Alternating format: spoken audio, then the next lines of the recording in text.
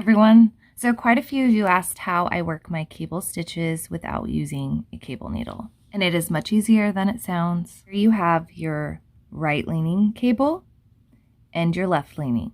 The right leaning, you would slip your stitches off onto a cable needle. Me, I am working over 4 stitches, so I would slip 2 off and either hold them in the front or the back. How I remember which is for the right, they're held in the back or the rear. So I would slip 2 stitches off onto my cable needle, work these 2 stitches, slip these stitches onto the needle again, and work those. But what you can do is work these 2 stitches here, then go back and work those. And you never slip them off your needle. So you just, sorry, it's gonna be kind of hard for me because I have a tripod.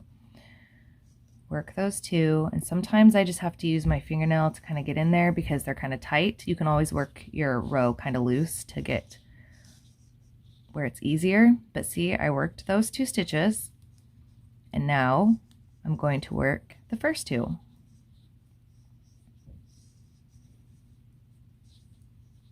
And it made your cable. For the left, since you would be holding those stitches in the front, you need to work in the back. So you work your stitches through the back of the loop, and yes, this will twist them, but since they are hidden behind the cable, it does not matter.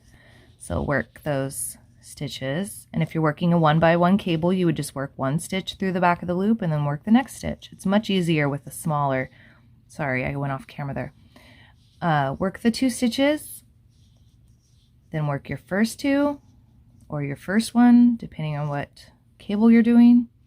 Work the second 2, slip it off, and I have my left and right. Hopefully that made sense. I hope you enjoyed this. If you have any more questions, just feel free to ask.